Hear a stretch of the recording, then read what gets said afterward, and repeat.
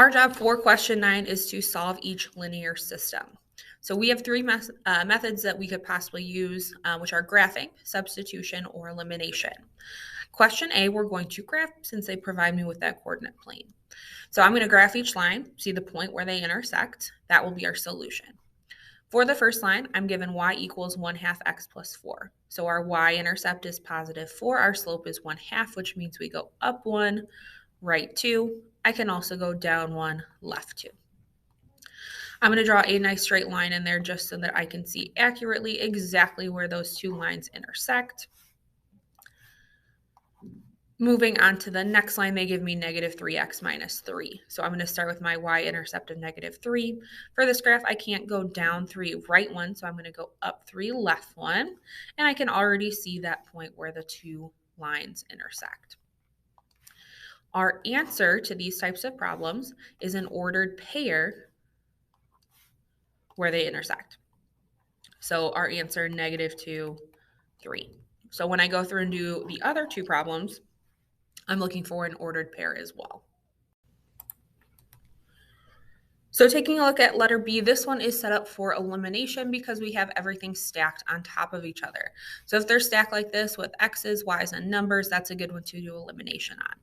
In elimination, we need to have the same number but opposite sides. So like 6 and negative 6, or negative 20, positive 20. So I'm going to choose to get rid of the x's for this one, which would mean that I'm going to multiply the top equation by 3, which would give me negative 6 to eliminate with. So negative 6x plus 30y equals 60. The x's will cancel, and I'm left with 10y equals 30. To get y by itself, I would divide by 10, so y equals positive 3. I then need to plug that positive 3 back in to find the x value because I need both an x and a y. When I substitute that back in, I can pick either the top or the bottom. I'm going to pick the top one, so negative 2x plus 10 times 3 equals 20. That 10 times 3 turns into a positive 30. And now as I solve, the two steps I need are to subtract 30 and divide by negative 2. As an ordered pair, my answer is 5, 3. And finally, letter C, that one is good to go for substitution. So substitution means that I'm taking a function and plugging it in for something else. This is going to be substitution because the bottom equation is already set equal to y. So since we know that, I'm going to plug that in, 7x plus 7 times negative 2x plus 1. So I'm taking that bottom function, plugging it into the top. It's equal to 0. I need to distribute that 7 through the parentheses. So 7x minus 14x plus 7 equals 0. Combining like terms, I get negative 7x plus 7 equals 0. My two steps would be to subtract 7 on both sides and then divide by negative 7, which gives me x equals 1. So if I know that x equals 1, I can substitute that back in to find y. And I'm going to pick the bottom one for sure on this one since that equation is already set equal to y. I can pick either, I would get the same answer, but this one way easier to pick that bottom one. So that means my solution then, 1, negative 1. So if I were to graph those two lines, that would be the exact point where they intersect. For question 10, we are graphing the following systems of linear inequality. So that means it's very similar to what we just did, graphing the two lines before. Now these are inequalities. So that decides whether or not we have a solid or dotted line, or then where to shade. So I'm going to go ahead and graph the top line. That one has just a greater than sign, so that tells me that I am going to do a dotted line with a y-intercept of negative 3. Let me put that point down there, y-intercept of negative 3, slope of 4/3. So I'm going to go up 4, right 3, plot a point. When I draw my line in, again, this one is going to be dotted. And we'll draw it through here. The next thing that I have to do is determine where I'm going to shade for this.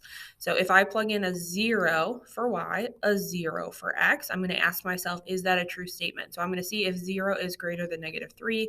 It is, that is true. So I'm going to shade everything on this side. My goal is to see the section where they overlap. The next slide I'm going to graph in red. My y-intercept is 2. My slope is -1/3. So I'm going to graph lots of points there. This one is going to be a solid line. It's going to be solid. Let's get rid of that. It's going to be solid for this one because it is greater than or equal to. So solid red line here. So again, I do have to determine where we're going to shade for this graph. So again, I'm going to plug in a 0 for y, a 0 for x, and I'm going to ask myself, is that a true statement?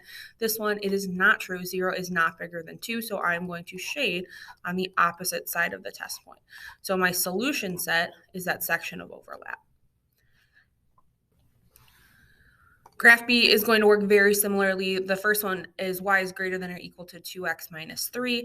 So I'm going to go ahead and graph that -3. My slope is 2/1. So I'm going to go up to right 1, plot lots of points.